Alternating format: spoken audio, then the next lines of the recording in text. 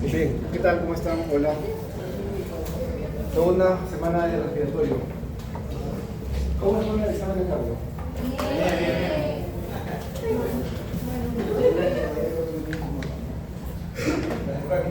¿Pero ya qué tal? ¿Fue bien?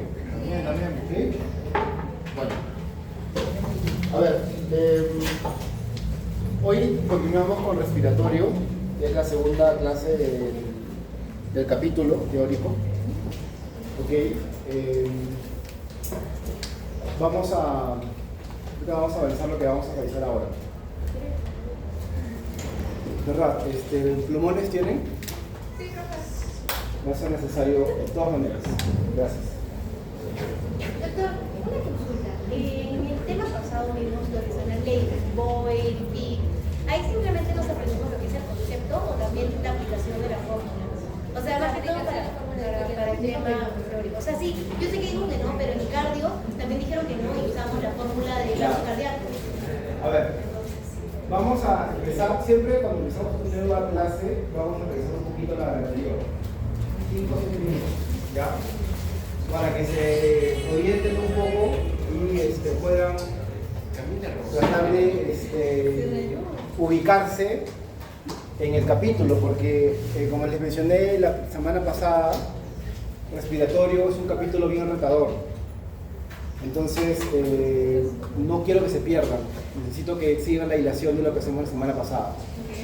Entonces, la semana pasada revisamos el intercambio gaseoso, ¿se acuerdan? Vimos el rol de la membrana, el hielo capilar, ¿de acuerdo? Vimos además los determinantes de la tasa de difusión, ¿no? Ustedes como alumnos, futuros médicos, médicas, tienen que tener en cuenta que si nosotros, bueno, en mi caso al menos, colocamos resúmenes al inicio y al final de las ideas principales, es porque son justamente las ideas que necesitamos que ustedes interioricen y las capten de manera correcta y además las dominen, ¿ok? Entonces, recuerden que hablamos del rol de la membrana y recuerden que hablamos de cuáles son esos determinantes que hacían que una tasa de difusión sea mayor o menor. Si no lo recuerdan, repasen, ¿ya? Hablamos también del surfactante, hablamos bastante tiempo del surfactante. Hablamos sobre cuál es la relación con la distensibilidad pulmonar, cómo del surfactante o de la tensión artificial llevas a relacionarlo a la distensión. También hablamos de eso. Es súper importante que lo dominen también, ¿de acuerdo?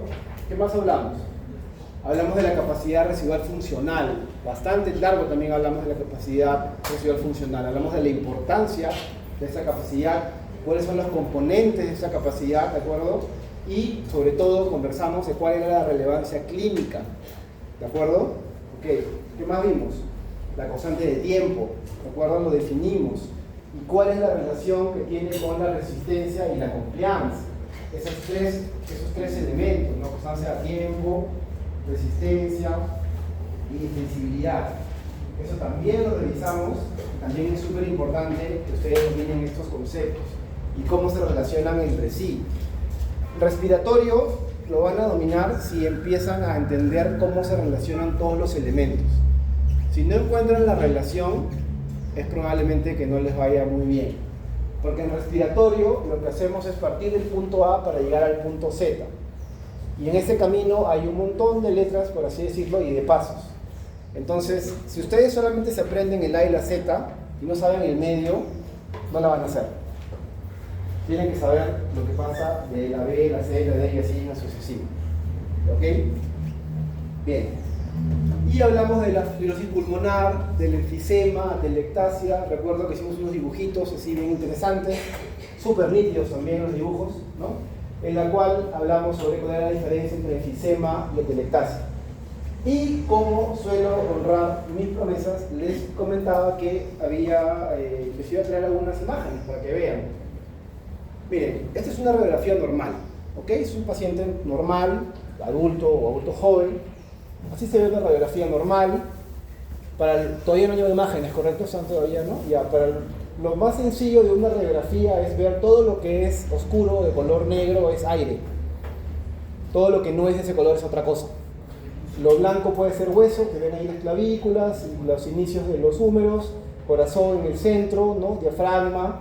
Del lado, yo me doy cuenta cómo sé que es el diafragma o el hígado, el estómago, porque acá es aire y el estómago tiene aire. Entonces recuerden, en radiografías, todo lo que es oscuro o es negro, que es en realidad el término es radiolúcido, es aire, y todo lo que es radio opaco o blanquito es otra cosa. Muy bien, así se ve una radiografía normal, ¿ok? Habíamos hablado de fibrosis, habíamos hablado de enfisemas, habíamos hablado de telestasias. Miren esta radiografía, comparen. No sé si se ve bien, porque se ve azul, pero voy a dejar la luz para que la puedan ver. Ahí se ve un poco mejor, ¿no? Entonces, ya las áreas oscuras o el color radiolúcido, las áreas de radiolucidez son distintas a la primera. Es muy evidente. Entonces, cuando uno ve una radiografía así, te estás dando cuenta que hay áreas en las cuales no va a haber intercambio gaseoso, porque están ocupadas por algo. ¿Qué es? Puede ser una neumonía, puede ser una telectasia, puede ser moco, puede ser varias cosas, ¿no? Acá también peor. ¿Ya? Estas radiografías que están viendo en pantalla, la primera y la segunda, son radiografías reales de pacientes que nosotros tenemos en la UCI. En este caso son de 2 niños que tuvieron COVID. Tuvieron porque ya la enfermedad pasó, por si acaso. Ellos siguen con nosotros. ¿Okay? Pero como ustedes ven, la radiografía es bastante agresiva. Todas las áreas de color o de radiolucidez casi desaparecen en la última y todo está casi radiopaco. Entonces ahí, cuando ustedes se relacionan con lo que hemos visto la semana anterior, ¿qué intercambio va a haber ahí? No hay área de intercambio, nada, está tapado, está lleno de otros elementos que no realizan intercambio. ¿Cómo se ve el enfisema? ¿Se acuerdan cómo era el enfisema? ¿Quién se acuerda? ¿Qué era el enfisema? Lo vimos, lo dibujamos también. Tienen que recordar qué es el enfisema, porque probablemente les preguntemos qué es el enfisema. ¿No se acuerdan? ¿Nadie se acuerda? Ya. ¿Alguien se anima?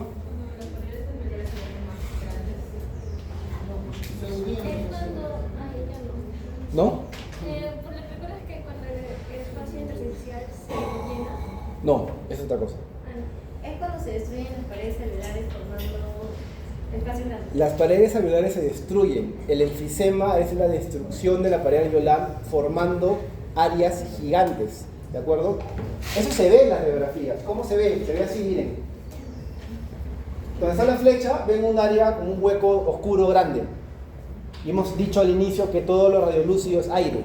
Entonces, eso que está ahí grande, que es bien evidente, que es como un óvalo, un círculo ahí grande, eso es un enfisema. Eso se ve en la placa.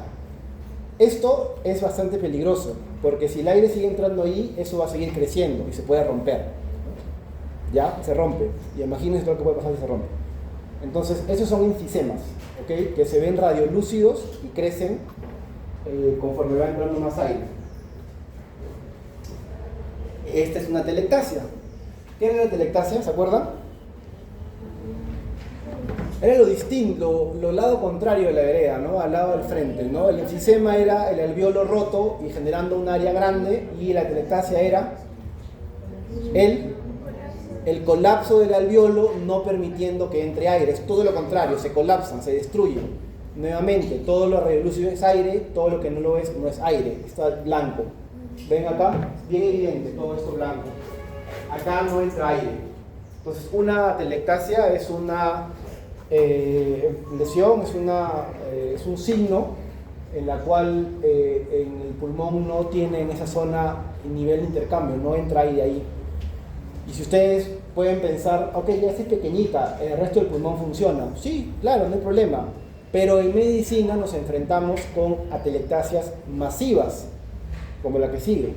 Todo el pulmón, completamente atelectasiado, completamente tapado. ¿Qué hacemos ahí? Llamamos al médico. ¿Qué hacemos? ¿Ah? No. Eso es. ¿Alguien dijo presión? ¿Alguien dijo presión? ¿Alguien dijo presión? ¿Alguien dijo presión? Es correcto.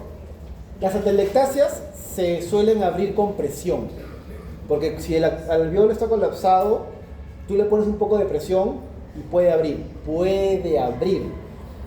Esa atelectasia masiva no va a mejorar solo con presión. Hay otras medidas que hay que hacer ahí, ¿no? Ahí tienes que intubarlo, tienes que posicionarlo, tienes que ponerle ventilación mecánica.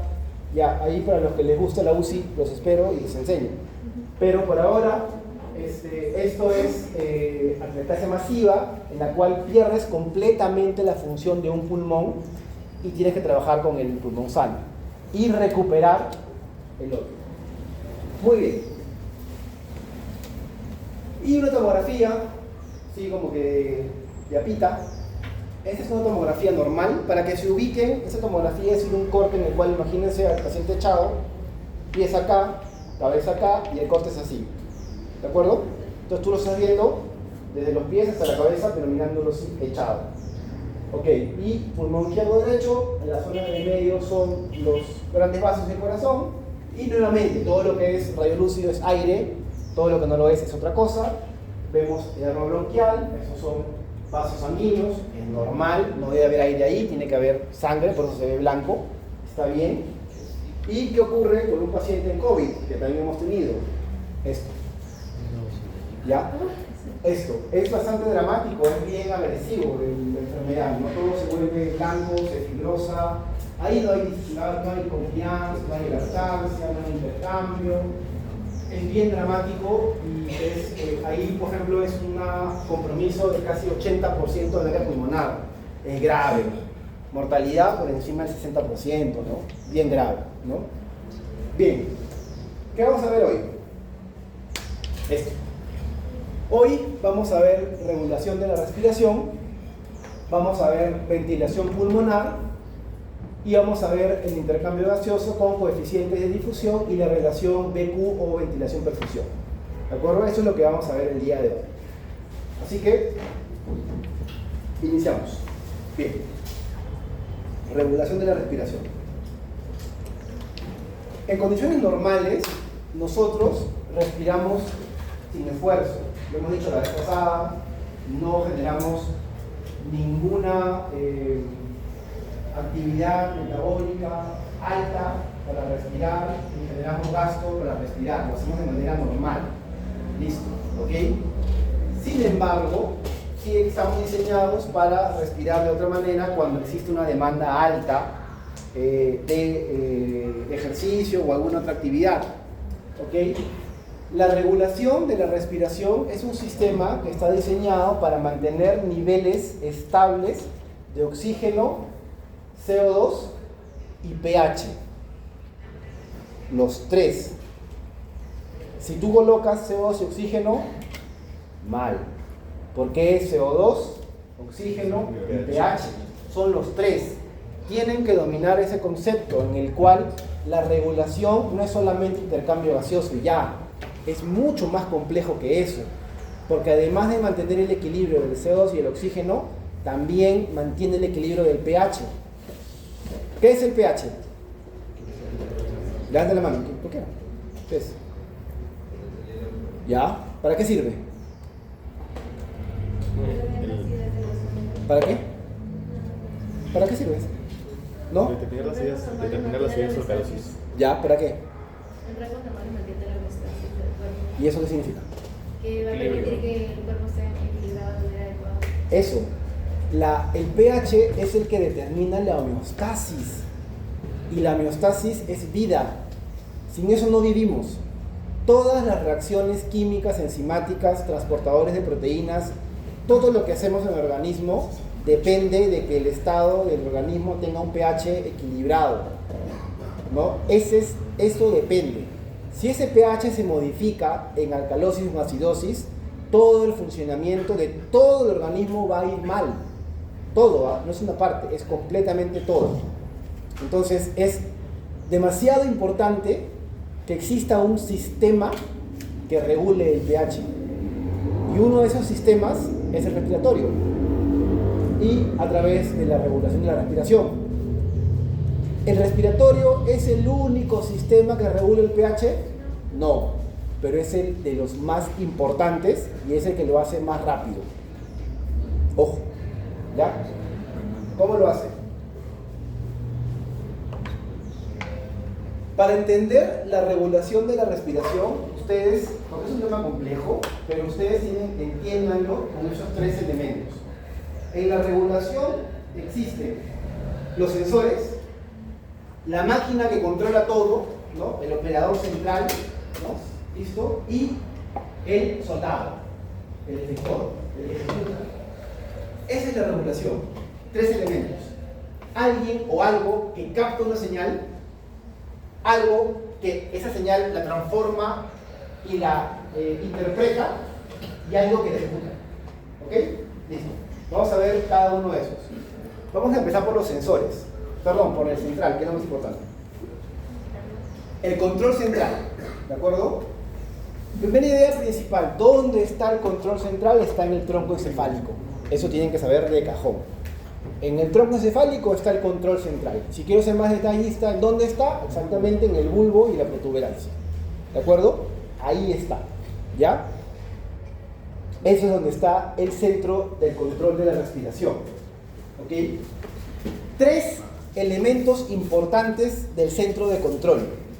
El grupo dorsal, que es el que se encarga de la inspiración. El grupo ventral, que se encarga de ambas.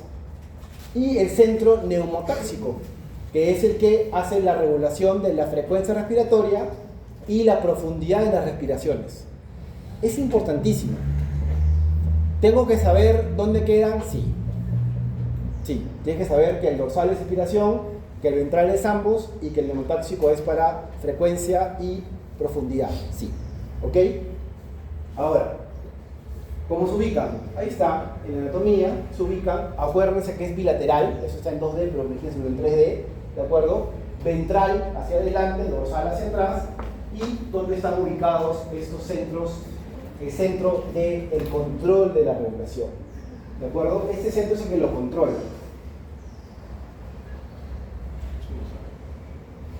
El grupo dorsal, el que está hacia atrás, mirando para atrás, ¿qué hace ese grupo? Primero, que se ubica en el tracto del nódulo solitario. Esa es su ubicación anatómica. Ya, listo. Pero, ¿qué es lo importante de este grupo dorsal? ¿Ok? Este grupo es el responsable del ritmo respiratorio básico. Es el responsable del ritmo básico. Pero, ¿cuál es lo interesante de este grupo? ¿Qué hace? Está en negrita y con mayúsculas. Ya, más. ¿Cómo los ayudo? Ya, señal rampa. El centro respiratorio, a diferencia de otras cosas en el organismo, no estimula la respiración en picos. Es decir, no sube y baja y ya está. Esta es una señal rampa. ¿Qué significa? Que la señal de la inspiración se va graduando, inspirando, luego la señal se detiene para que suceda la expiración. Recuerden que la expiración en reposo es pasiva, por lo tanto, nada lo debe activar, sino al contrario, la señal que hace la inspiración simplemente se detiene para que salga el aire. Eso es en reposo. Entonces, en reposo la señal se inactiva, correcto, se inactiva, no se activa nada, simplemente se apaga esa señal. Pero la señal inspiratoria es una señal tipo rampa, no es una señal tipo pico. Y eso tiene una explicación que lo vamos a ver a lo largo del día de hoy. ¿Por qué es rampa? Porque estamos hablando de que una de las funciones principales del centro de la respiración es mantener un pH equilibrado. Entonces, si yo como centro respiratorio hago picos y vivo así, mi pH se vuelve loco, no sabe dónde está, porque va a subir o bajar, va a subir y bajar, y no vamos a poder evolucionar como especie. No estemos sentados acá. El hecho de que este centro, o este grupo dorsal, haga que la señal sea tipo rampa, es decir, progresiva, hace de que se mantenga el equilibrio de pH y que no hayan picos de subidas ni bajadas, para que la homeostasis se mantenga. Pero sí es importante que tengan en consideración cómo es la señal, cómo la interpreta y cómo se traduce como tipo rampa. Y acá hay este rol importante, del rol del centro neumotáxico. ¿Qué es su papel? Es el que limita la expiración, es el que lo cierra. ¿Se da cuenta que ya estamos? Capta, ahora vamos a ver cómo lo capta. Capta que ya el CO2 está todo bien y simplemente, chao, paro, listo. Al parar, lo hemos visto en la anterior clase, por elastancia, el pulmón retrae nuevamente y el aire sale de forma pasiva.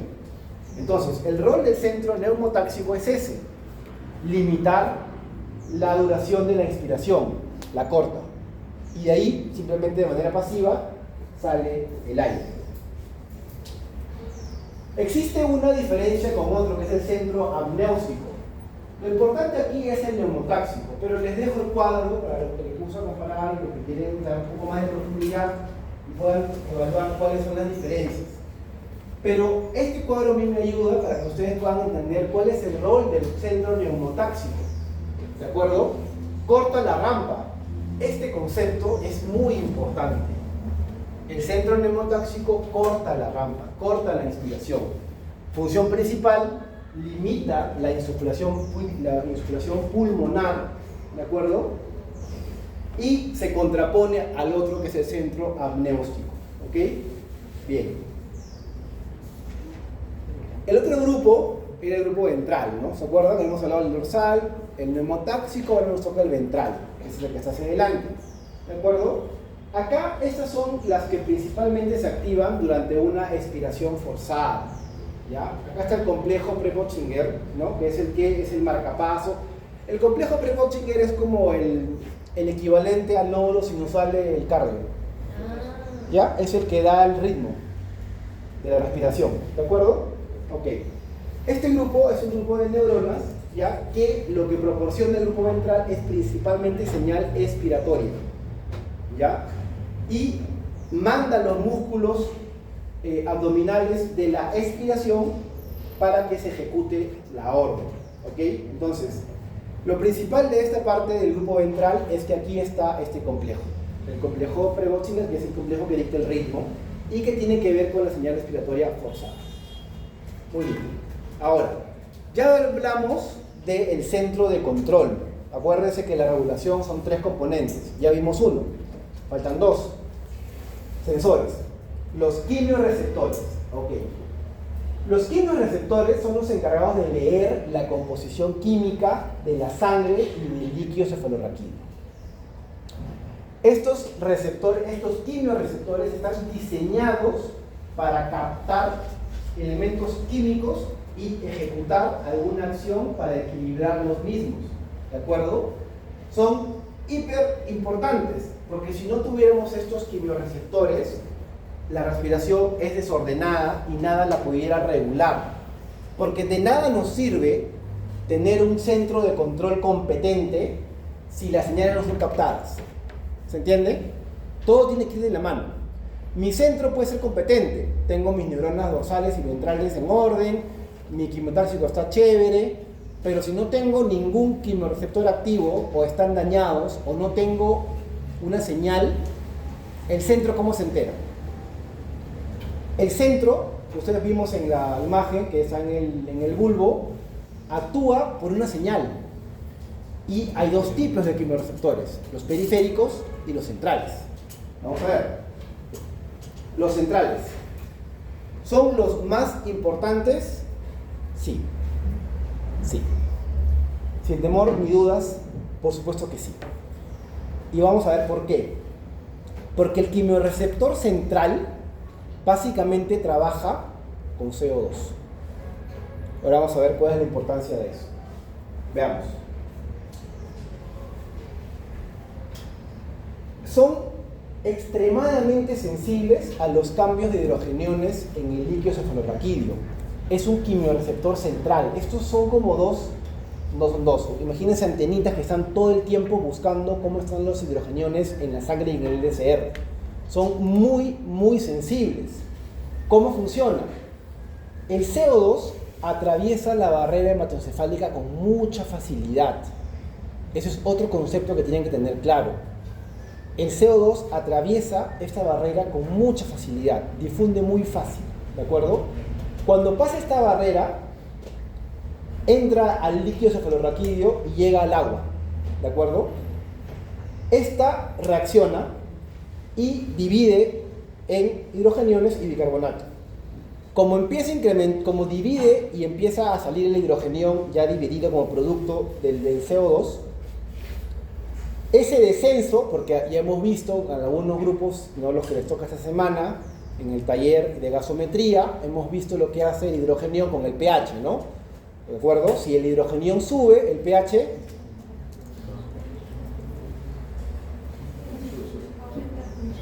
bueno, por favor, estoy de buen humor. Si el hidrogenión sube, el pH baja, perdón, y ahí, baja. Acuérdense, pH hacia abajo es ácido, pH hacia arriba es álcali. Hidrogenión ácido, más hidrogenión, menos pH, ¿ok? Entonces, retomando. En el LSR, estos quimiorreceptores captan esa cantidad excesiva de hidrogenión, captan un pH ácido y tienen que actuar. Entonces, lo que activa el quimiorreceptor central, ¿es correcto decir que es el CO2? Sí, es correcto. Pero si quieres ser más bravo, más detallista, dices, ok, es el CO2, pero después de haber sido dividido entre hidrogenión y bicarbonato. Y el hidrogenión es el que finalmente hace la chamba. Sí, las dos son correctas, ¿de acuerdo? Pero el hidrogenión es lo que finalmente es el protagonista. Ahora, periféricos. El periférico es el del oxígeno. Entonces no se confundan, no se olviden. El central es el que trabaja con el CO2, pH y hidrogeniones. Y el periférico es el que trabaja con el oxígeno. Son los quimiorreceptores que se activan cuando hay hipoxia. Cuando hay hipoxia, cuando tenemos una presión arterial de oxígeno por debajo de 60. ¿De acuerdo? Ahí se empiezan a activar. Saltan los periféricos. ¿De acuerdo? Ahora. Sí. Entonces periféricos con oxígeno y centrales. CO2. Dióxido de carbono. Bien. Ahora, ¿cómo vamos a unir el control de la respiración con la señal del CO2? Acá lo vamos a entender, porque tienen que unirse, las dos funcionan de la mano, ¿de acuerdo? Hemos dicho, el exceso de CO2 o hidrogenión, ¿de acuerdo? Es el que capta por el LSR, porque difunde la barrera mesocefálica y capta ese hidrogenión en alto. Entonces, ¿qué hace? Provoca un aumento importante de esas señales que hemos visto. Manda señales. Entonces, ¿qué le está diciendo al centro, al control? Ojo, estoy captando hidrogenión elevado, estoy captando, obviamente de manera indirecta, CO2 elevado. Le estoy avisando, le avisa al centro. ¿Y el centro qué va a hacer? ¿Qué hace? Tiene que bajar el CO2. Tiene que, lo que se llama, barrer CO2. Entonces, ¿el centro qué va a ejecutar? ¿Una respiración más lenta o más rápida? Más rápida. Más rápida, correcto, más rápida. Porque tiene que, ya le captó la señal. Ya, brother, yo te ayudo, le dice. Listo, no te preocupes. Te voy a ayudar barriendo CO2 y eliminando para que baje el hidrogenión y el pH se mantenga equilibrado, que es lo que queremos. ¿Ok? Así es. ¿No? Hemos visto cuál es el área donde capta la señal, y vean cómo viene. Acá viene el CO2, acá es el CO2, se conecta con el agua y lo que finalmente capta es el hidrogenión, ¿de acuerdo? Pero si tienes el concepto, o cualquiera de ustedes, que el que hace esta captación intensa es el CO2, es correcto también, es correcto, es válido, es correcto, es perfecto, no hay problema. Pero tienes el concepto claro, que, dos puntos, comillas, el mayor estimulador del centro respiratorio es el CO2. Cierro comillas, punto, check. ¿Ok? El mayor estimulador del centro respiratorio es el CO2. ¿Ok? Entonces, es correcto decir que el sistema respiratorio responde más rápido y más sensible a los cambios de CO2 que a la hipoxia. Y recontra verdadero. recontra verdadero. Es correcto decir eso, que el centro respiratorio responde más rápido y más sensible a los cambios de CO2 que a la hipoxia, por supuesto. Estamos entrenados, no sé si es la palabra correcta, estamos diseñados para aguantar la hipoxia, pero no para aguantarle el CO2. No estamos diseñados para eso. ¿Podemos soportar cantidades de oxígeno bajas por cierto tiempo? Sí. No podemos controlar o soportar cantidades de CO2 altos. No. No se puede. Se puede, pero no la vas a contar. O sea, probablemente dures unos minutos y de ahí... Buenas noches, los pastores. Sí. Y en el caso del monóxido de carbono, ¿sería el efecto aún más corto? Sí, sí, sí. Más drástico. Sí, porque el monóxido se va a convertir en dióxido de carbono. Ahora, pregunta. A ver, ¿por qué el CO2 tiene un efecto más potente, ¿no?, en la estimulación de esas neuronas que el hidrogenión sanguíneo en sí? Pero el CO2 tiene más, porque es el que alimenta. Recuerden, el CO2 es el que alimenta esa captación, pero tiene un efecto muy potente. ¿Por qué? ¿Por qué? ¿Por qué? Porque el CO2 es el que atraviesa la barrera hematoencefálica. Esa es la respuesta.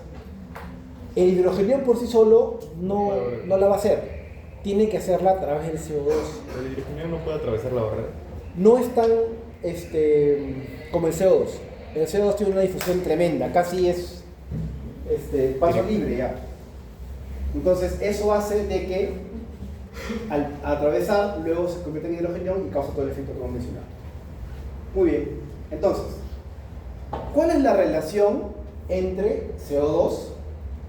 Ya hemos visto pH, hemos visto que si el CO2 incrementa, el pH disminuye, pero ahora vamos a introducir una tercera variable.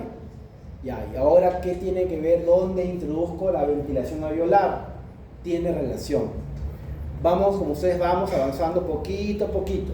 Ya hemos visto cómo funciona esta regulación, cuál es esa señal que lo capta, que lo estimula, cómo funciona con el CO2 y el pH para mantenerlo equilibrado, y ahora vamos a ver cómo funciona con la ventilación alveolar. Recuerden esto, ¿ok? Miren, esto es algo sencillo de interpretar, ¿de acuerdo?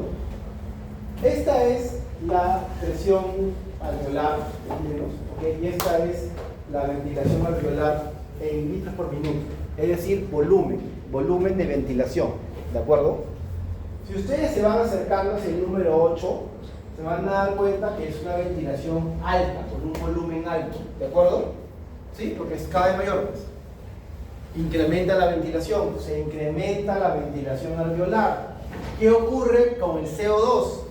Cae. Entonces, ¿es correcto decir que el incremento de la ventilación alveolar disminuye el CO2? Verdadero, recontra correcto, claro que sí, lo disminuye. A mayor ventilación alveolar, menor CO2 y mayor oxigenación. Entra más aire. Lindo. Lo contrario, si yo disminuyo mi ventilación alveolar, mi CO2 se dispara. Se dispara. Entonces, ¿una disminución de la ventilación alveolar produce hipercapnia? Por supuesto que sí. Por supuesto que sí. ¿Ok? Entonces, si ya tienen ese concepto, ya relacionar los tres es fácil. Ya lo tienen. Obvio. ¿Por qué? Porque ¿qué va a ocurrir? ¿Qué va a ocurrir si yo capto hidrogeniones elevados con pH bajo? ¿Qué va a ocurrir con la ventilación alveolar? ¿Va a aumentar o va a bajar? El pH bajo, la ventilación aumenta. Aumenta, porque tiene que bajar el CO2. Así ustedes relacionan los tres conceptos, ¿de acuerdo? Miren, este es el orden. Primero, hay un estímulo. Ya lo hemos visto, el CO2 arterial está aumentado. Ya. Entonces, como se disminuye la ventilación, decrece, el CO2 se incrementa. ¿Qué pasa? Los quimiorreceptores, ¿cuáles? Centrales. Detectan ese hidrogenión alto. Listo, uy, lo capté. ¿Qué pasa? ¿Qué ocurre? Respuesta. Manda a centro de control. ¿Qué hace? Tiene que aumentar la intensidad de la inspiración. ¿Para qué? Efecto. Aumenta la ventilación alveolar. Finalmente, el CO2 se lava, se barre, se elimina y nuevamente el pH se regula. Si ustedes dominan esto y lo tienen bien claro cuáles son los pasos y cómo ocurre, entendieron cómo la respiración se regula. Listo. Porque finalmente la regulación tiene que ser ejecutada por algo. Si no va a quedar solamente en química y no en la vida real. Entonces, ¿qué lo ejecuta? Eso ya lo hemos visto. Los músculos, pues. Los músculos son los ejecutores. ¿Se acuerdan que vimos al inicio de la regulación? Vimos señales, centro de control y los soldados, o los ejecutores. ¿Quiénes son? Los músculos. Los músculos son los que ejecutan las órdenes del centro, motivadas por las señales que captan.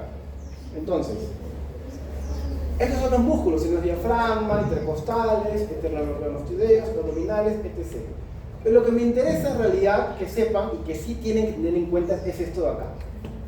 Esto. Tienen que saber cuáles son los músculos que producen inspiración y cuáles son los que producen expiración. Ustedes dirán, ay, pero memoria, bueno. Pero es que sí es importante. ¿Por qué? Porque cuando ustedes vayan a examinar a un paciente, van a encontrar que hay patologías respiratorias que comprometen la inspiración y otras que comprometen la expiración. Y si ustedes dominan esto, solamente examinando, viendo qué músculo se mueve, van a darse cuenta cuál es donde está el compromiso. ¿De acuerdo? En inspiración, principalmente el diafragma e intercostal externo. En expiración no hay ninguno. Pregunta capciosa. ¿Cuál es el músculo que se activa en la expiración en reposo? Ninguno. Ahí caen seguro. Esternocleidomastoideo, marcan cerrato, van a marcar 0. No, ninguno. Cuando ya entras en actividad, ahí sí. Los de expiración, abdominales y intercostales internos. Ellos son los que te ayudan a botar el aire, forzado, en ejercicio activo. Muy bien. ¿El qué, perdón? La respiración. El mismo músculo activo, pero el diafragma no influye también en el proceso de respiración, en el relajamiento, porque cuando hay inspiración, el diafragma cumple una función, ¿no? Pero la inspiración también, la inversa, el relajamiento no se considera. O sea, No me enteré. a ver, sí, está bien. El diafragma tiene un papel protagónico en la inspiración a la hora de descender, para que entre volumen. Pero recuerda que la inspiración es un proceso pasivo. No es que el diafragma voluntariamente se quiera retraer, simplemente se deja hacer, se suelta y vuelve nada más. Es por eso que no se considera como un papel activo.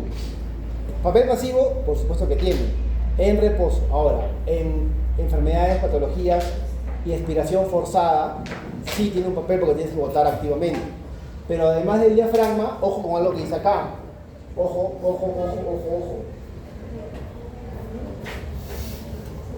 Se suman. ¿Suman a qué? A esto. No es que sean solo mis textos, ¿no? Lean bien los cuadros. Se suman. ¿Ok? Entonces ahí se hacen un mix de los músculos. Bien. Muy bien, sigamos avanzando. Ventilación pulmonar. Vamos a ver normoventilación y cuáles son sus variables. El concepto de ventilación pulmonar, ¿de acuerdo? Miren lo que les he colocado ahí porque esta idea me parece importante y si la pueden entender, perfecto. La ventilación no es un número, no es cuántas veces yo respiro. Eso es parte de, ¿ok? Lo más importante de la ventilación es la eficacia que tiene para ingresar oxígeno y eliminar CO2. Eso es. ¿Por qué? Porque de nada me sirve que yo respire 30, 40 veces si mi intercambio es pobre? No me sirve. La ventilación como número no es útil. La ventilación como función es lo que hace la diferencia, ¿de acuerdo? Entonces, y acá tenemos dos conceptos. Ojo, acá empezamos otra vez con las formulitas, Pero no viene, No, Pero voy a poner el ejercicio seguramente. para que completes ahí. Bien. A ver, la idea, no se preocupen, no piensen en el examen, piensen en la vida. Ya. Ventilación minuto y ventilación alveolar son dos conceptos diferentes, ¿de acuerdo? ¿Cuál es la ventilación minuto? La ventilación minuto, ya también llamado, a veces le llaman algunos textos volumen minuto, es lo mismo, ¿ok? Es el volumen total de aire que entra y sale por minuto, nada más. Habla de cantidad, cuánta cantidad entra y cuánta cantidad sale en un minuto, eso es todo. ¿Cuál es su composición? Yo les pongo la fórmula porque a mí me interesa que ustedes sepan de dónde viene ese concepto, si no, entonces no es que lo voy a preguntar, eso no. Ahora, los que se animan por hacer UCI, sí, esto al cubo, con ejercicio, con todo, ¿no? Pero eso no es ese escenario. Nuevamente, regresamos. Entonces, el volumen minuto es BT por frecuencia respiratoria. ¿Alguien se acuerda que era BT? Volumen total. Casi. Ventilación total. Casi. Ventilación. Volumen tidal. Ah. ¿Qué es el volumen tidal? Tidal. Tidal. ¿O corriente? ¿Cuál era? Es el aire que entra y sale en una respiración normal en proporción. De acuerdo. El volumen tidal. ¿Se acuerdan cuando vimos la espirometría, vimos esa línea rojita y vimos la que es chiquitita, que es la que va en el centro continua? Ya, ese es el volumen corriente, esa es la ventilación de reposo que va entre y sale. Ese volumen que se mueve por la sumada por cada frecuencia que tienes por minuto, te da como resultado el volumen o la ventilación minuto. De ahí sale. Pero miren, dense cuenta que esto es un concepto básicamente de volumen, de cantidad, no de funcionabilidad. Es solamente cantidad. Ahora, en pulmón sano sirve, claro, porque en teoría lo que el pulmón sano entra y sale se intercambia bien. Pero tuvimos medicina para atender a los que no son sanos, ¿no? Entonces, vamos a ver ventilación alveolar, que es el concepto más preciso. Es el concepto más preciso. Ese es el concepto relevante, ese es el que importa. ¿Por qué? Porque a diferencia de esto, que es volumen corriente, volumen tidal, este agrega algo diferente, que es este BD. Y ese BD, o sea que le resta al volumen corriente de la fórmula, ese es el volumen, adivinen de qué, de el espacio muerto. Y ahora vamos a ver qué es el espacio muerto. ¿Ok? Más o menos es 150 mililitros. ¿Ok? Vamos a ver. Esa es la diferencia entre los dos. Por si acaso, importante, yo se los dejo ahí para que lo tengan. Repásenlo. Siempre yo les voy a dejar un resumen. No lean solamente eso. Si no, se van a perder. Pero igual, para que lo tengan en cuenta. Vamos a ver el espacio muerto, ¿ya? Esto. Ok, nos quedamos en la ventilación alveolar, que a diferencia de la ventilación minuto, esta sí hace funcionabilidad, traduce una función. ¿Por qué?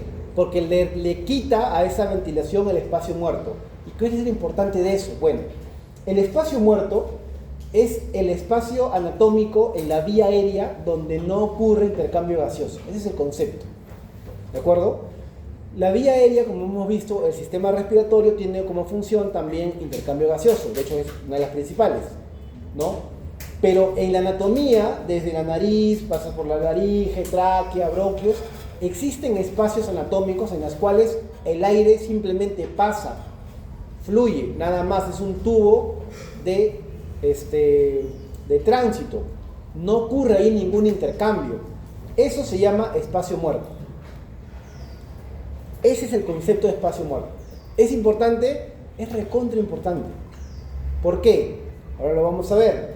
Porque hay enfermedades y hay condiciones en las cuales el espacio muerto va a incrementar por longitud, por anatomía, incrementa. Entonces, si yo te digo, mira, el espacio muerto es ese espacio anatómico en el cual no hay intercambio gaseoso. En condiciones normales de un adulto es aproximadamente 150 mililitros. Eso lo tienes claro.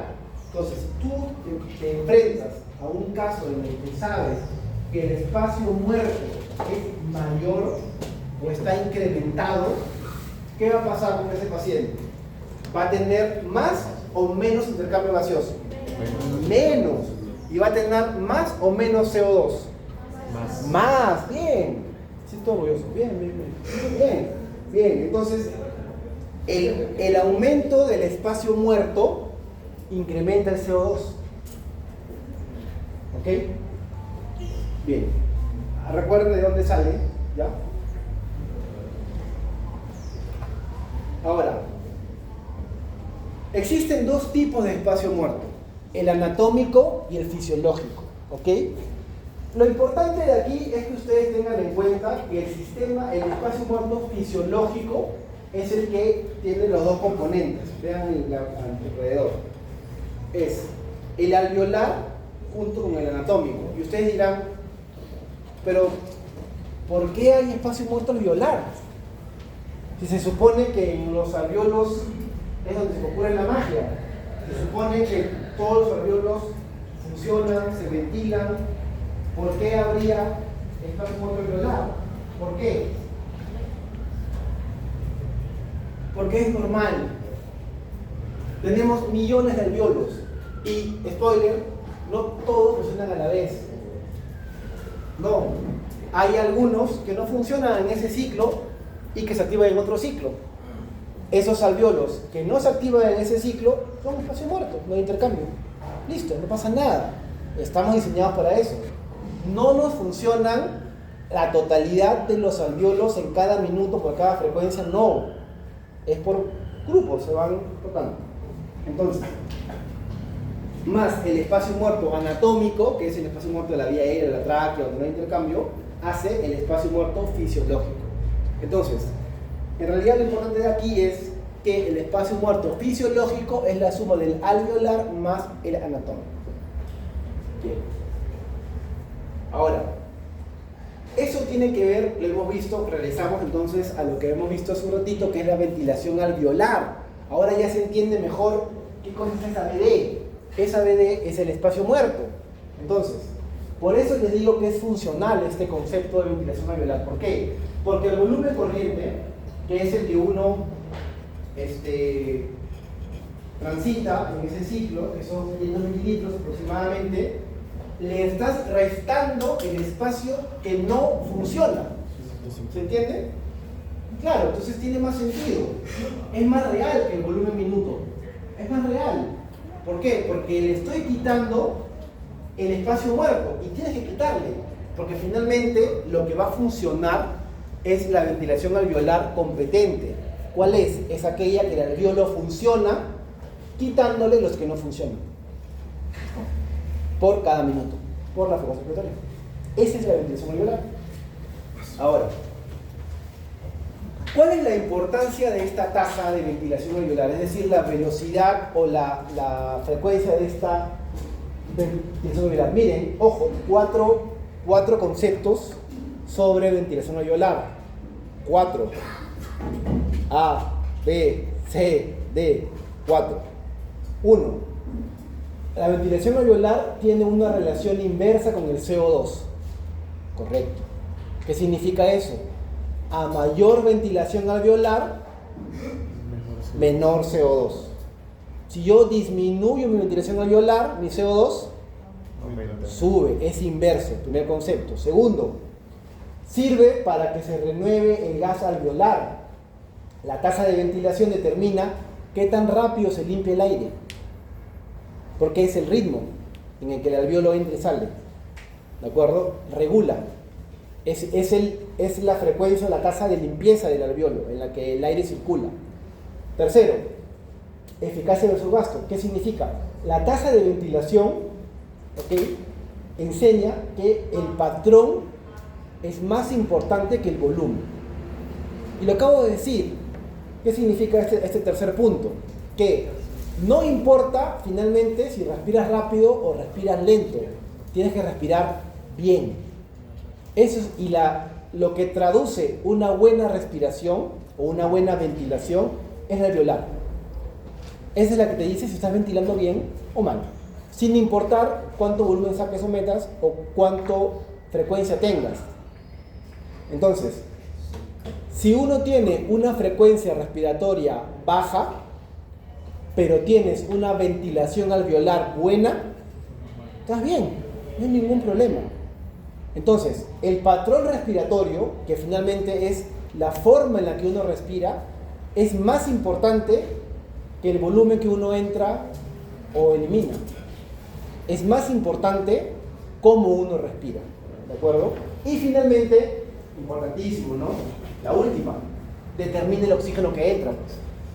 Obvio. El oxígeno que entra a la arteria no entra de rayos solares, ¿no? Ni de sudor, ¿no? Entra por el alveolo. Entonces, un alveolo competente, con una ventilación alveolar adecuada, ingresa oxígeno en la arteria y finalmente aumenta la presión arterial también de oxígeno. Este es un ejemplo para solamente detallar bien el concepto, ¿ok? No se preocupen que no va a haber solamente chequeen algo importante, ¿ya? A ver, miren, vamos a ver acá. Síganlo, tranquilos. Sí. Si lo captan, lo van a entender bien, bastante bien. Miren, no se preocupen por eso. A ver, vamos a seguir. Miren, respiración normal. Miren, sigan la atención, normal, ya. Hemos dicho que el volumen corriente tidal es 500, correcto, 500, listo. Un adulto en reposo, durmiendo, tranquilo, respira 12 por minuto, listo, ok. ¿Qué hemos dicho? Que la ventilación minuto es esto por esto, 6.000. Qué bacán, ok. Pero recuerden, la alveolar es la que le resta el espacio muerto, que es la cuarta columna. Entonces, el volumen corriente menos el espacio muerto por 12 es realmente, o sea, a lo que voy es aquí. Esto está bien, pero lo que es efectivo es eso. Eso es lo que realmente es efectivo en ese caso. El último, el 4200, porque le quito el espacio muerto. ¿Eso se entiende? Sí. Ok. ¿Ah? No sé. La fórmula. ¿Se entiende eso? Sí. Ya, avancemos. ¿Qué pasa si tienes a un paciente que respira muy lentito? Baja la frecuencia respiratoria, ¿ok? Entonces, pero baja la frecuencia, pero aumenta la profundidad. Si yo aumento la profundidad, ¿entra más o menos volumen? Más volumen, lo duplico, 1000. Voy a introducir 1000, porque estoy haciendo una respiración más profunda, pero a 6, más lenta, ¿ok? Multiplico 6000.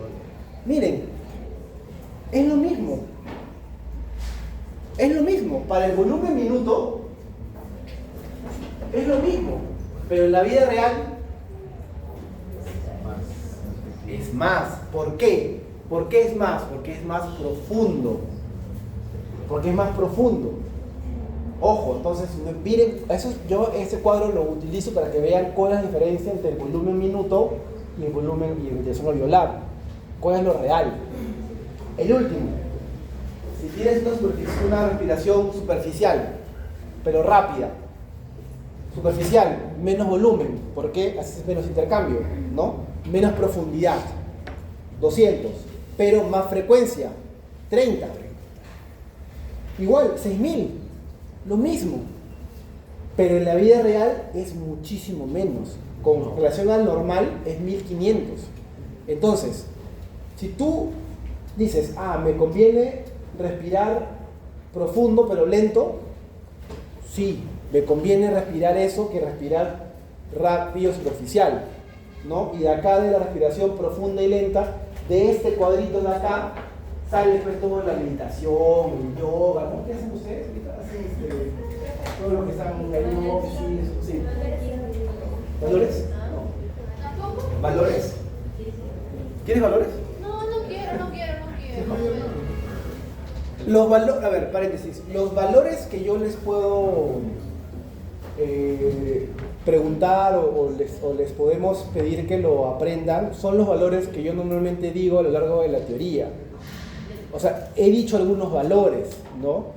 El espacio muerto, el volumen corriente, ¿qué más? ¿Qué otros valores he dicho? He dicho algunos valores. Esos valores son importantes.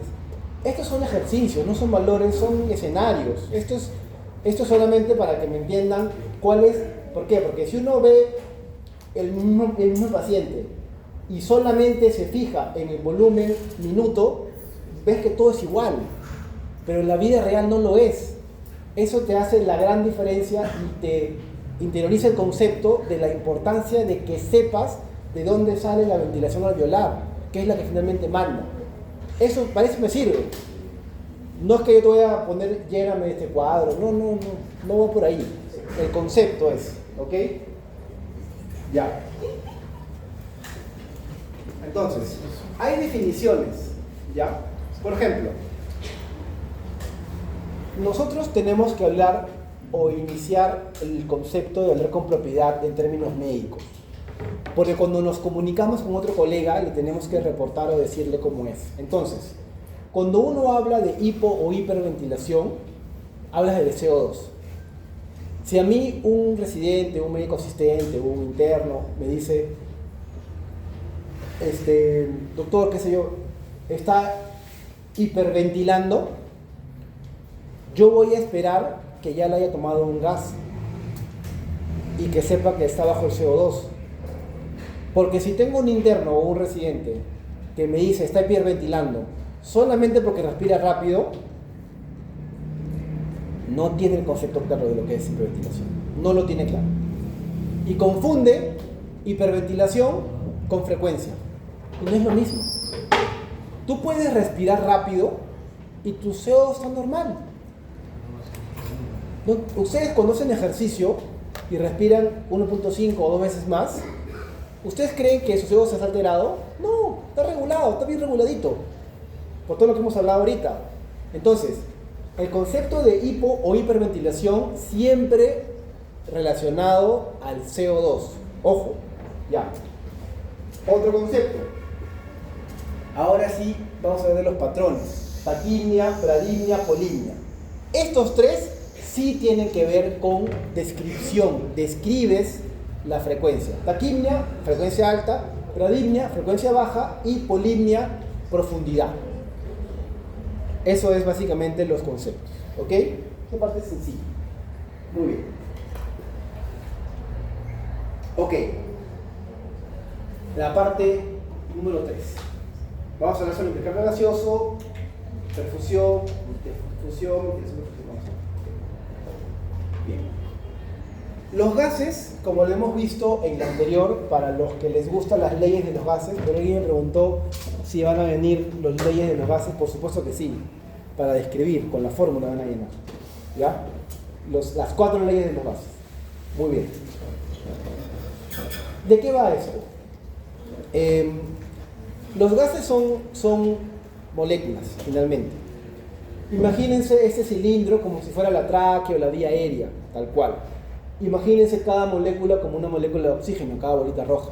¿Ok? La primera regla de la difusión de un gas, la principal regla, es que el gas va de un lugar donde hay más a un lugar donde hay menos. Esa es la primera regla. Eso se llama gradiente. Muy sencillo, muy intuitivo, muy fácil. No es la única. Ahora, ¿qué fácil sería si depende solamente de eso? Lamentablemente, no.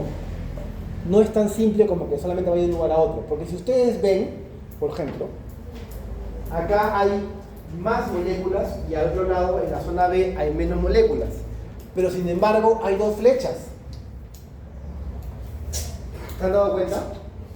Hay moléculas que van hacia acá y hay moléculas que van hacia atrás.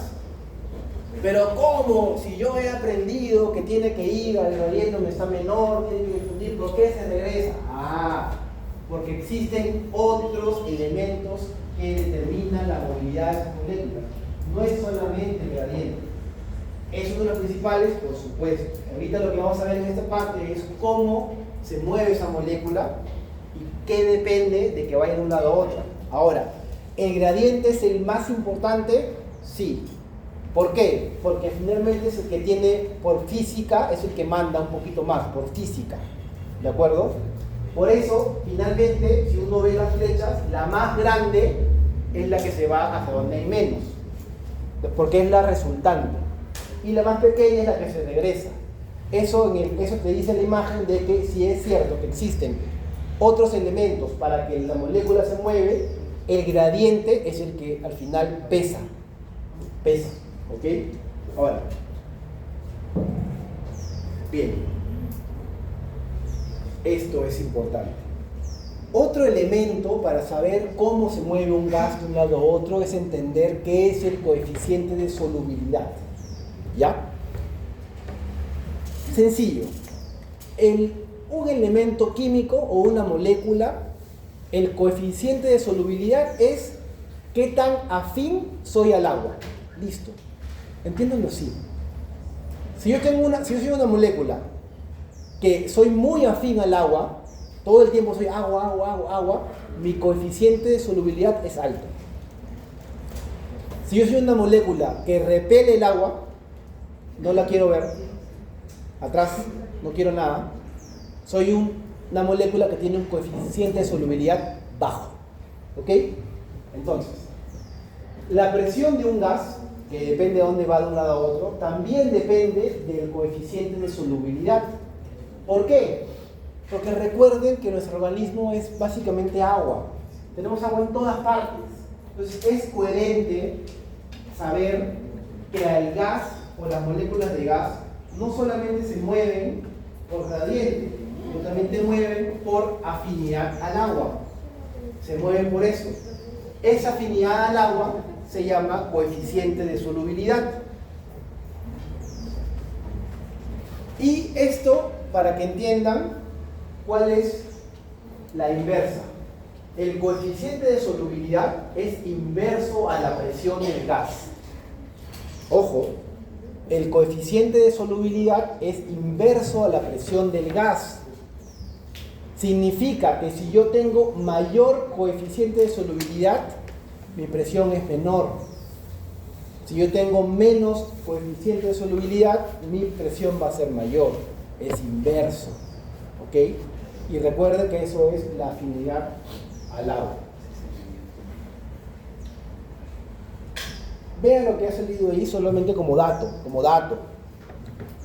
El oxígeno tiene un coeficiente como si fuera 1. En cambio, el CO2 o dióxido de carbono tiene un coeficiente como si fuera 20. Entonces, es correcto decir que el coeficiente de solubilidad del CO2 es 20 veces mayor que el oxígeno. Significa que es muy afín al agua. Y tiene total sentido, porque todo lo que hemos visto ahorita del centro de regulación, el agua, cómo se convierten hidrogeniones, si el CO2 no fuera afín al agua, no sucedería eso. No atravesaría la barrera, no se dividiría, no salta el hidrogenión, nada de lo que hemos hecho sería. Entonces, el que el CO2 tenga 20 veces más coeficiente de solubilidad que el oxígeno tiene total sentido. ¿Para qué? Para que el CO2 se traslade de un lado a otro con velocidad, para que sea nuestro marcador, nuestro químico que nos ayuda a respirar. Porque ese es el protagonismo del CO2. Tiene ese coeficiente mayor que el oxígeno.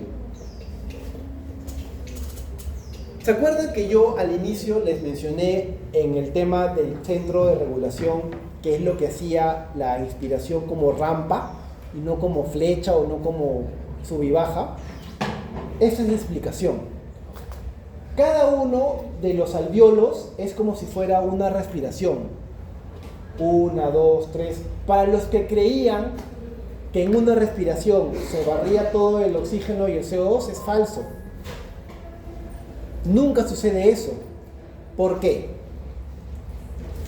Recuerden, por el pH.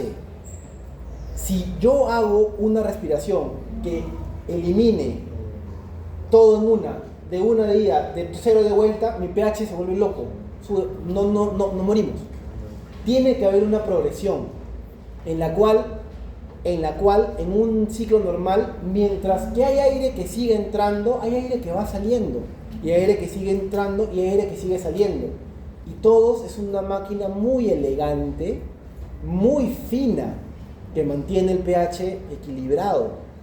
No es ida y vuelta, es vas respirando, vas eliminando, luego va entrando otro un poco más, luego sale otro poco y así van equilibrándose.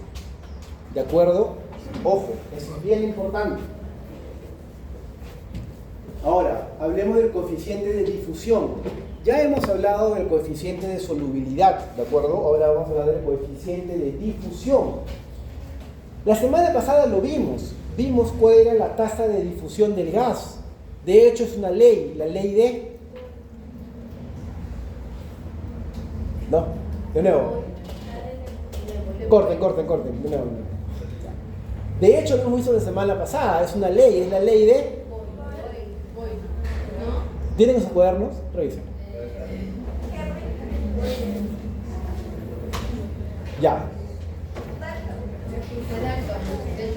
¿Cuál es la que queda? Ya. La ley de Fick. Ok, bueno. Recuerden, ¿qué habíamos hablado la semana pasada? ¿Qué cosa era la T? Miren, tienen que saber, ¿no? ¿Qué hago? ¿Cómo les ayudo? La T, no. La T era, acuérdense ya, de nuevo. La B chica gas es la tasa de difusión, el espesor. Es la tasa de difusión. Esto significa qué tanto difunde un gas de un lado a otro. El que está abajo es el espesor de la membrana, ¿no? Entonces, es correcto decir que a mayor espesor, menor tasa, pues, menor velocidad, y viceversa. Todo lo demás que está arriba, A es área, acuérdense, más área, mayor difusión. Delta P es las presiones, pero no habíamos visto la semana pasada qué cosa era la D. La D es el coeficiente de disolubilidad. De disolubilidad. Entonces, si es correcto decir que si una molécula de gas tiene mayor coeficiente de disolubilidad, entonces tiene mayor tasa de difusión. Entonces, pregunta 16. ¿Cuál es la relación entre la tasa de difusión y el coeficiente de disolubilidad?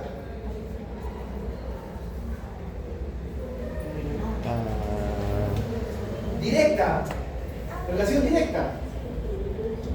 Pregunta 17. ¿Cuál es la relación entre la tasa de difusión de gas y el espesor? Indirecta. Inversa o indirecta. ¿Ya ven? Ya. Esas no van a venir. O puede ser que sí. Ya. Eso lo vimos la semana pasada. Recuerden la difusión, cómo va bien la difusión, cómo va. Ok. Ahora, ojo, acá, crucial. A, B, C, D, E. Crucial. Llene, va a llenar. ¿Cuáles son los factores que afectan la tasa de difusión? ¿Cuáles son? Pero ya lo hemos visto, es intuitivo además.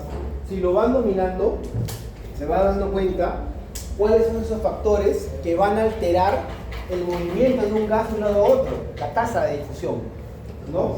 ¿Cuáles son? Por ejemplo, primero el espesor, ¿no? Grosor de la membrana, el espesor, de acuerdo.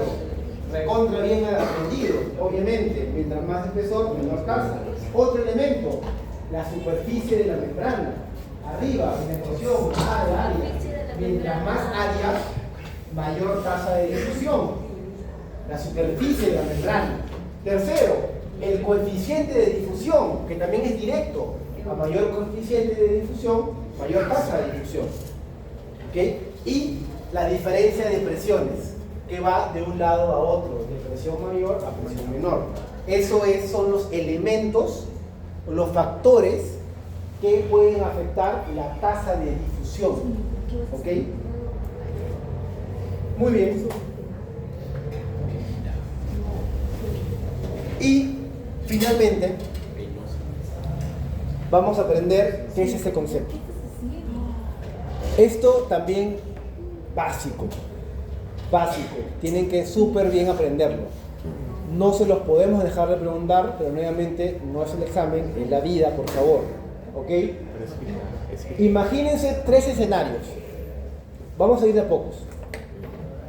Todos sus miradas y sus ojos centrados en el centro. Esto es un capilar. Esto es un alveolo. Y de acá viene el aire. ¿De acuerdo? Listo. En el centro. ¿Qué ocurre en el centro? Viene el oxígeno, entra por acá, el CO2 que circula sale por aquí y el CO2 pasa de 45 a 40 acá y se elimina. Esto es una relación BQ normal. ¿Qué es la relación BQ? Es la relación ventilación y la Q es de perfusión. La B es de ventilación y la Q es de perfusión. Doctor, ¿por qué no le ponen BP? Pues no se puede. Porque ya le ganaron. ¿Quién le ganó? La Compliance, pues. Me olvidaron. No se puede poner BP, es BQ, Q de perfusión. Entonces, si yo digo una BQ normal, ¿qué significa? Significa que mi ventilación, o sea, el aire que ingresa, y la sangre que circula por ese alveolo son normales. O sea, mi relación entre lo que ventila y lo que perfunde es normal. Eso se llama BQ normal. ¿Cuál es el valor? Ahora sí, les voy a decir el valor. Valor de 0.8 a 1.2. Sí tienen que saber eso, sí. Promedio 1. ¿Qué significa? Que es una relación casi igual. Entre lo que ventila y lo que perfunde es casi lo mismo. Entonces la resultante es 1. BQ normal, 1. ¿Qué significa? Que la ventilación y la perfusión están conservadas. Significa que el alveolo está abierto y que el capilar circula sangre. Eso es BQ normal. ¿De acuerdo? Ok. Vamos acá. BQ alterado. El BQ tiene 2 alteraciones. 2. La primera, en la cual el aire no entra al alveolo. No entra. Por lo que ustedes quieran que se imaginen. Por una pepa en la vía aérea, por un carrito que se metió, por un cuerpo extraño, por moco, por colapso, por edema, por obstrucción. 10.000 cosas que quieran que se imaginen. El punto es que ese alveolo no entra aire. No entra aire. No entra. Eso se llama alveolo no ventilado. El alveolo está abierto, está ahí, pero el aire no entra, pues. No entra. ¿El capilar funciona? Por supuesto. El capilar funciona muy bien. La perfusión no tiene problema. Pero si el aire no ingresa, ¿qué voy a intercambiar? Nada. Eso se llama alveolo no ventilado. Y si yo le pregunto, el BQ es 0. 0. En un escenario de alveolos no ventilados y capilares permeables, ¿cuánto es el BQ? 0. 0. 0. ¿Por qué 0? Porque cualquier división de fracción, si pones el numerador 0, el resultado es 0. No ventila nada, 0. Y la segunda alteración es lo contrario. Tienes un alveolo ventilado, normal, entra bien el aire, entra el oxígeno de manera regular, normal, pero no hay sangre por acá. no circula sangre, tu capilar está obstruido. ¿Hay intercambio? Tampoco. No importa que yo lo llene de oxígeno. Si acá no circula sangre, no hay ningún intercambio que hacer. No sirve. Entonces, esto es un escenario en el cual es un alveolo ventilado, pero no perfundido. ¿Cuál es el resultante? Valor infinito. Así es. Es en el, ¿por qué dicen? Oye, pero ¿por qué es infinito? Porque no interesa cuánto oxígeno le pongas, ponle infinito de oxígeno, nunca va a perfundir. Por eso es infinito. Entonces, BQ infinito, BQ cero y BQ normal. Esto sí puede ser para que llene. Sí, tal cual, porque sí necesito que lo domine. Tienen que saber qué cosa es BQ cero, qué cosa es BQ normal y qué cosa es BQ infinito. De todas maneras. Sí. ¿En laboratorio o en teoría? En todas partes. Pero en teoría es para marcarlo, ¿no? Claro. Confía, tú confía. Confía. Ya. Esta es la teoría, ya del cuadro anterior. ¿Cuáles son los conceptos? BQ0, ¿cuál era? El que estaba no ventilado, ¿no? El BQ0, ¿no? Ese es shunt, se llama. Si quieren, shunt. El espacio muerto fisiológico es el BQ infinito, es el que no perfunde. Eso se llama espacio muerto. Hay ventilación, pero no hay perfusión. Entonces, por ejemplo, ¿no? Si yo les pregunto, ¿en cuál de los dos escenarios se va a ver mayor incremento de CO2? ¿En cuál de los dos? ¿Los dos? A ver, nuevo. ¿En los dos va a haber? Sí. Mi pregunta es, ¿en cuál es mayor? A ver, tomen su calma. ¿Dónde creen que se va a acumular más CO2? ¿Dónde? En el espacio muerto, en BQ. Entonces, sí es correcto decir que en el escenario de BQ infinito existe intercambio, por supuesto. Correcto, verdadero. Es correcto. ¿Por qué? Porque el CO2 que está dentro no tiene dónde salir y se va a seguir acumulando. Entonces, el BQ infinito produce hipercambio.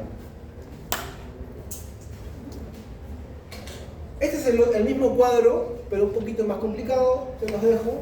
Nada más recuerden cuáles son los tres tipos de BQs: normal, cero, infinito.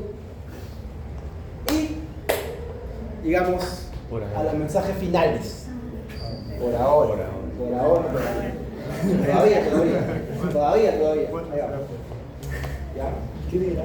Acuérdense, la regulación de la respiración depende de tres elementos: sensores, centro de control y los efectores, que son los músculos. 2. Acuérdense que hay una diferencia entre el centro neumotáxico y el apnéusico. Importante el neumotáxico. 3. La relación del pH con el LCR, la barrera hematoencefálica, y qué es lo que detecta para mandar la señal. Y tener en cuenta que el CO2 atraviesa la barrera hematoencefálica. La relación de eso con la ventilación alveolar, cómo este pH, este CO2, se traduce en una ventilación alveolar mayor o menor. ¿Para qué? Para barrer o acumular CO2, depende del escenario. Sigo, hay grupos, recuerden, de músculos que sirven para fases inspiratorias y otros para fases expiratorias. El concepto de ventilación alveolar, lo hemos dicho, la ventilación alveolar, ¿ok? ¿Y cuál es la diferencia con la ventilación minuto? También lo hemos puesto ahí muy claro. ¿Cuál es el espacio muerto anatómico y cuál es la diferencia con el fisiológico? ¿Y de qué va? ¿Para qué sirve o para qué no sirve? ¿Ok? Coeficiente de solubilidad y coeficiente de difusión. Recordar, solubilidad, afinidad al agua. Difusión, velocidad de un lado a otro, con la que va de un lugar a otro y cómo va. Factores que afectan esta tasa de difusión del gas y el concepto del BQ. que es ventilación-perfusión, y cuáles son los escenarios clínicos. Porque, por ejemplo, yo te pongo paciente de 62 años, en el cual tiene un diagnóstico en el que se determina que tiene un émbolo a nivel capilar. ¿Qué escenario ves pues? Infinito.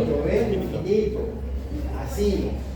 Cuerpo extraño en la vía aérea, no permite el pasaje de aire. ¿Qué escenario BQ es? Cero. Bien. Vale. Gracias. Chao, Coca-Cola.